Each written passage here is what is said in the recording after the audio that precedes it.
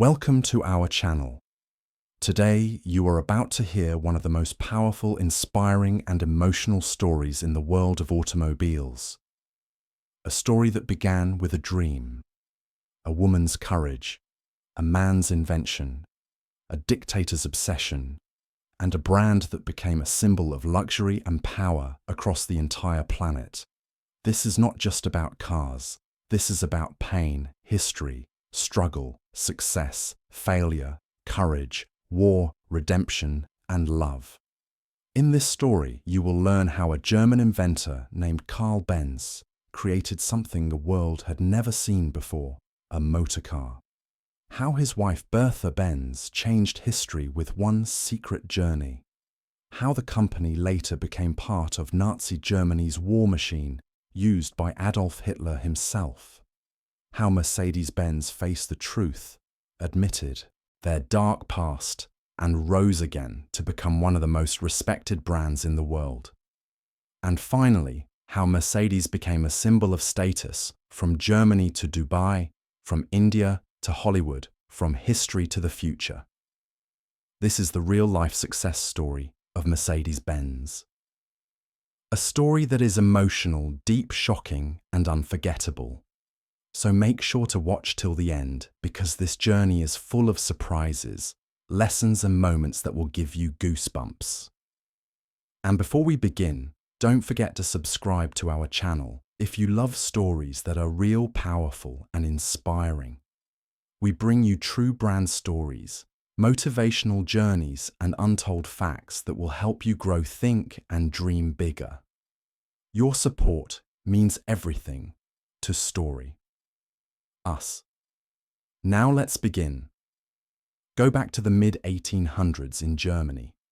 In a world where people still used horses and carriages to travel, no one had ever imagined a machine that could move without horses. It sounded impossible, some even called it madness.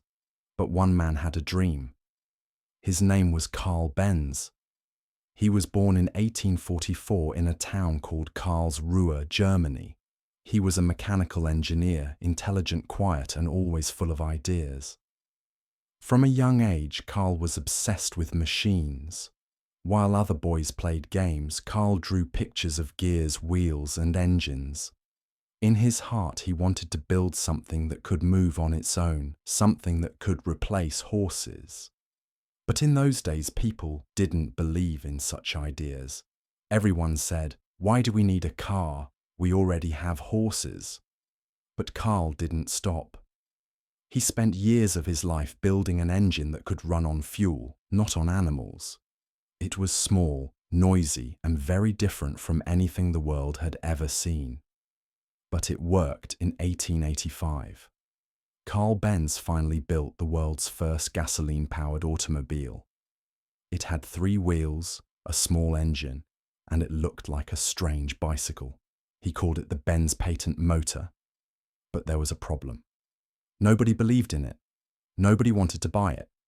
People laughed at him. Some even called him crazy. He felt defeated. And then, someone very special came forward. This is where the story becomes truly magical. Carl's wife, Bertha Benz, was not just a wife. She was a visionary, a believer, and the real hero of this story. In a time when women weren't even allowed to vote, she decided to do something bold. One early morning in August 1888, without telling her husband, she took the car with her 2 sons and went on a journey that changed history. She drove from Mannheim to Pforzheim, a distance of 106 kilometers. This was the first long-distance car journey in the world. She didn't have maps. There were no mechanics to help her, no gas stations, no roads made for cars. But Bertha was brave. Along the way, she had to fix the car by herself. She used a hat pin to clean a blocked fuel pipe. She used her hairpin to fix a broken, the beginning, ignition. She stopped to pharmacy to buy more fuel, making it the first gas station in history. People in the villages were shocked.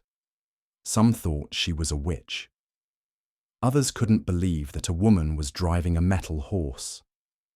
But Bertha didn't stop. After many hours, she reached her mother's house and sent a telegram to Carl saying, "The car works, the world is ready."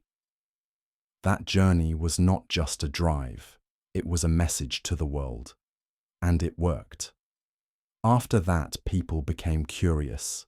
They came to see the car. Some laughed, but many were amazed, and slowly people started believing. Sales began, orders came in, and what started in a small garage in Germany became the beginning of Mercedes-Benz. But the journey of Mercedes-Benz was far from over. That was just the beginning. Now let's go deeper. While Carl Benz was working in one part of Germany in another city, Stuttgart, there was another genius. His name was Gottlieb Daimler. He had the same dream as Carl, to build a vehicle that runs on fuel, not horses. But he wanted to go faster, stronger, and make machines for everyone, not just the rich. In 1886, around the same time, Carl Benz was building his car. Daimler and his partner Wilhelm Maybach were also working on a small engine. And guess what? They succeeded. They created a small light engine called the grandfather clock engine and installed it into a bicycle, making one of the first motorbikes in the world.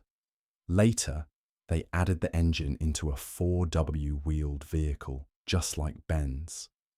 So now Germany had two men inventing the future of transportation separately. You might think Ben and Daimler worked together from the beginning, but no, for decades they were rivals. Ben had his company. Ben and C. Daimler had his company Daimler, Moto, and Gazelle Shaft, or DMG. They competed. They had different ideas, different engines, and even different customers. But something else was about to happen, something that would unite them forever. Now comes a very special part of this story. The name Mercedes. Where did it come from? Here's the truth. One of DMG's biggest supporters was a man named Emil Gellen. He was a rich businessman, a car dealer, and a man who, the history, loved racing. He used to sell Daimler cars in France and Austria, but Emil had one condition. He told DMG, "I will sell your cars across Europe, but the car must be named after my daughter." Her name was Mercedes Gell. She was only 11 years old at that time, and that's how the name Mercedes was born. In 1901, DMG created a new car called the Mercedes 35 HP. It was beautiful, powerful, and fast. It changed the way cars were built, with a longer wheelbase, stronger engine, and lower body. People called it the first modern car. It was a huge success. Everyone started calling DMG cars Mercedes, and slowly the name became more famous than the company itself. Then came World War I, 1914 to 1918. Germany was at war. Factories stopped making normal products. They started making weapons, military vehicles and engines for war, planes. Benz and Cy and Daimler DMG both had to stop their regular car business and support the war effort. They made engines for tanks, trucks, submarines and aircraft. But after the war, Germany was broken. The economy was destroyed. The people were poor and companies were bankrupt. Both Benz and Daimler companies were struggling to survive. In 1926, the two companies, Benz and Company and DMG, came together and became Mercedes-Benz. They combined Carl Benz's name, Daimler's engineering, and Mercedes as a brand. They were ready to conquer the world, and they did. Mercedes-Benz cars became a symbol of quality engineering and luxury. But something dark was on the horizon. Now we enter the most controversial and painful part of the story. In the 1930s, a man named Adolf Hitler rose to power in Germany. He had big plans to make Germany strong again, to build roads, factories, and weapons. And guess who helped build those vehicles and engines? Yes, Mercedes-Benz. Mercedes-Benz became one of the key suppliers for Hitler's government. They made military trucks, engines, and even cars for the Nazi army. In fact, Hitler himself was often seen in a Mercedes-Benz 770, a huge black luxury car with bulletproof glass. This car became known as the Hitler car. But it gets worse. During the war, many German forced labor companies, including Mercedes, used forced labor. That means they took prisoners, Jews and people from occupied countries, and forced them to work in factories under terrible conditions. Over 40,000 people worked in such conditions in Mercedes factories during World War II. This part of the story is painful and dark, but it's also important to tell the truth. And Mercedes-Benz later admitted this, apologized publicly, and paid millions to help survivors and educate people about this part of history. They didn't hide from their past. They took responsibility, and that gave them respect. Germany was destroyed after World War II. Cities were in ruins. Factories were bombed. People had nothing but Mercedes-Benz, began to rebuild from zero. They used whatever materials they had and started making small cars, delivery vans and buses. In 1954, they introduced a new car that shocked the world, the Mercedes-Benz 300 SL Gullwing with doors that opened like wings of a bird. It became an icon. From there, Mercedes kept growing year after year. They became a symbol of luxury power, class, German engineering. Presidents, kings, businessmen, and even Hollywood stars began using Mercedes. From War to Peace from 1945, Guilt to Greatness from a dream to a global legacy. But the road ahead was not easy, because now the world was changing fast. Let's dive into the journey of how Mercedes-Benz became a global luxury icon, how they fought powerful competitors, and how they entered the future with electric dreams. While most companies focused on speed or looks, Mercedes focused on something more important: safety. In the 1960s, Mercedes-Benz engineers asked a question: what if cars could save lives, not just move people? And that's when they started introducing life-saving features. Crumple zones, a special design that absorbs the impact during a crash, so passengers stay safe. Seat belts. They promoted seat belts when many people didn't even care about them. Airbags. Mercedes was among the first to include airbags as standard in their cars. Anti-lock braking system, ABS. This system helps the car stay in control, even when brakes are used suddenly. People began to say, if you want the safest car, buy a Mercedes. And this reputation lasted for decades. In the 1970s, the world saw another side of Mercedes-Benz luxury power class. They launched their famous S-Class. This wasn't just a car, it was a moving palace. It had soft leather seats, wood-finish dashboards, smooth rides, powerful engines, quiet cabins, advanced technology for that time. Kings, queens, presidents, actors and CEOs all started choosing Mercedes-Benz as their car. It became a symbol of success. In many countries, people would say, you know you've made it in life when you drive a Mercedes. By the 1980s, Mercedes-Benz wasn't just a German brand, it became a global icon. They entered America, where Mercedes became the top choice for Hollywood stars and Wall Street businessmen. India, where Mercedes was seen as the car of VIPs, ministers and film stars. Middle East, where rich oil families bought fleets of Mercedes for their palaces. Africa, South America and Asia. Mercedes was everywhere. They started building factories in other countries, not just Germany. They created local versions of their cars to suit different roads and climates. They were now competing worldwide and winning, but then came new challenges. BMW, another German company that focused on sporty driver-focused cars. Audi, which introduced modern design and quattro all-wheel drive. Lexus, from Toyota, which offered Japanese luxury at lower prices. Jaguar, Volvo, Cadillac. All wanted a piece of the luxury market. Mercedes could not relax. So what did they do? They began upgrading faster, more powerful engines, more stylish designs, more advanced technology, better mileage, more comfort options. They also started expanding their range, SUVs, like the Mach-Class, later called GLE Compact, luxury cars, like the C-Class, and A-Class supercars, like the SLR McLaren. In the early 2000s, Mercedes partnered with the famous British car maker McLaren to build a supercar, the Mercedes-Benz SLR. McLaren. It was ultra-fast, ultra-light, super Maybach expensive. A combination of F1 racing technology and German engineering. This car became an icon with only a few thousand made. It was for the richest of the rich. In the 2011 10s, Mercedes decided to go even higher. They launched the Maybach, a sub-brand for super luxury.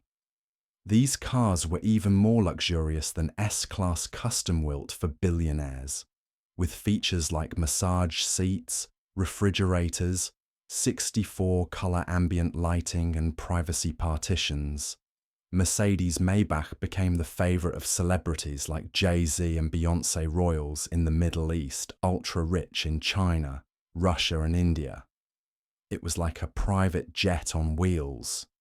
Today, Mercedes-Benz knows the future is electric, so they created a new brand, EQ, which stands for Electric Intelligence. They launched EQS, the electric version of the S-Class, EQE, electric version of the E-Class, EQB, EQA, and EQC electric SUVs. These cars have huge digital dashboards, voice assistant, hey, Mercedes, fast charging, long battery, life, super silent drives. Mercedes is investing billions to create electric-only factories, clean energy production and next-level AI technology. Their goal to become fully electric by 2030. And they're serious. You might wonder, why did Mercedes-Benz survive for over 100 years? Why did it become more trusted than Samsung, Hyundai, and even tech giants?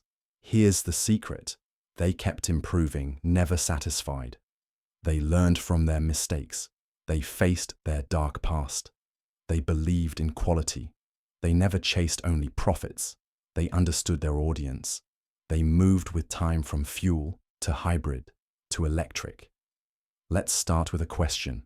Why do world leaders, kings, billionaires, and even secret agents in movies choose Mercedes-Benz? There's a reason why. When a president visits another country, a Bollywood star is seen at the airport, a businessman enters a five-star hotel, or even when James Bond chooses a ride in some movies. The car waiting outside is often a Mercedes-Benz because it says something without using words. I have arrived, I am respected, I trust only the best. Here are a few real examples. Nelson Mandela and his Mercedes 500 SE, after being released from 27 years in prison.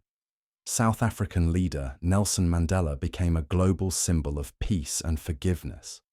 And when he became president, the people of South Africa built him a Mercedes-Benz 500 by hand. Yes, more than 60 workers in the Mercedes-Benz factory in East London. South Africa came together to build the car specially for him, and they didn't use machines. They built it entirely by hand to honor him. This car was not made by Mercedes. It was made by the people, for the man who brought peace to our country. This was more than a car. It was a symbol of hope. Princess Diana's secret. Mercedes. In 1994, Princess Diana, one of the most loved figures in history, did something no other British royal had done. She started driving a Mercedes-Benz S280. It shocked the British media because royals were expected to drive only British brands like Rolls-Royce or Jaguar. But Diana chose Mercedes because she liked safety, she liked comfort, she liked freedom. But due to pressure, she had to return the car. Still, it showed the world that Mercedes wasn't just for power, it was for protection too.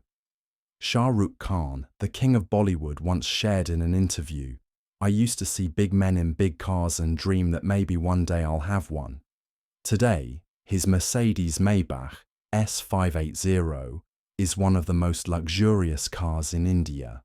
This journey from a middle-class boy in Delhi to a man sitting in a Maybach is not just about success. It's about how a car becomes part of your life story. Now here's what truly makes Mercedes powerful. It's not just loved by kings and celebrities. It's trusted by families, taxi drivers, doctors, and daily people who believe in one thing: safety and trust. Let me tell you a story.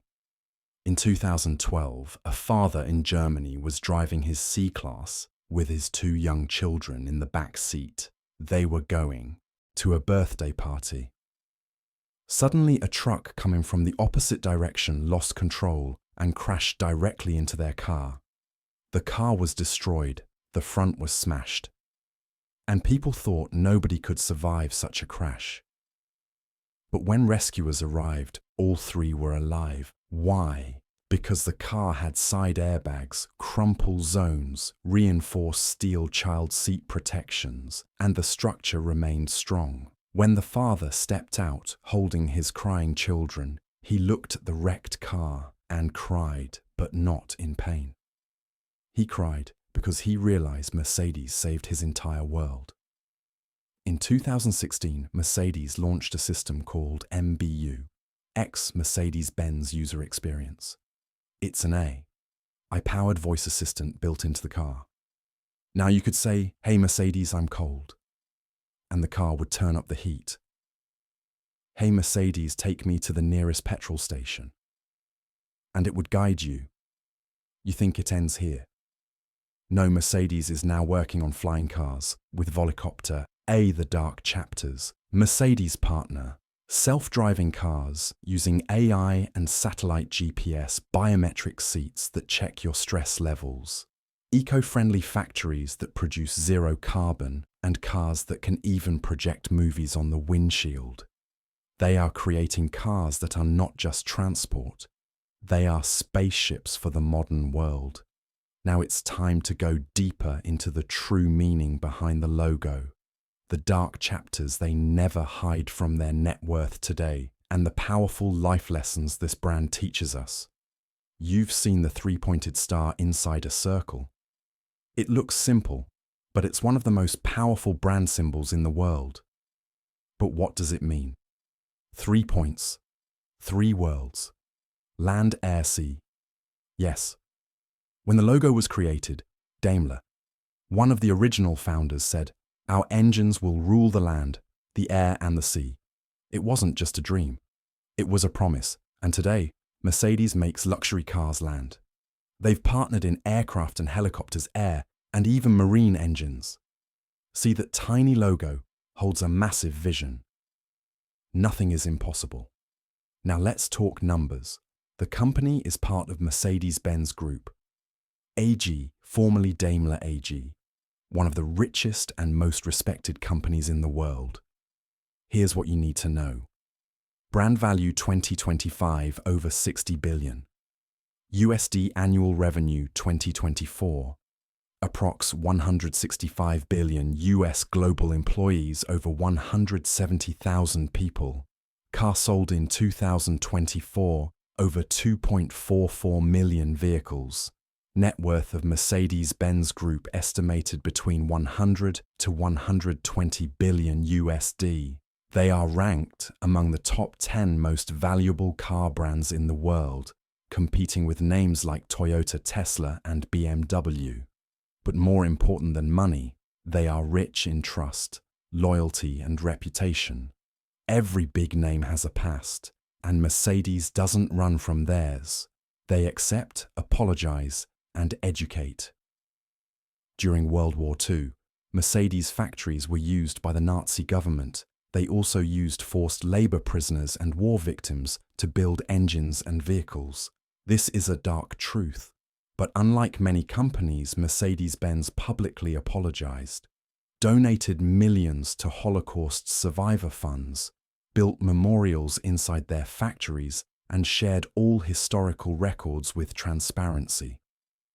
They teach us that success means nothing without humanity. Here are some powerful words from Mercedes over the years. The best or nothing. Safety is not just technology, it's responsibility. Luxury is not about price, it's about how you feel. And the best one, we don't sell cars. We create emotions. In May 2022, Mercedes-Benz sold a special ultra-rare car, 1955. Mercedes-Benz 300S LR Ulenhaku Coupe, price $143 million. Yes, it became the most expensive car ever sold in world history. Why? Because it wasn't just a car, it was art history and engineering genius on wheels, and only 2 units were ever made.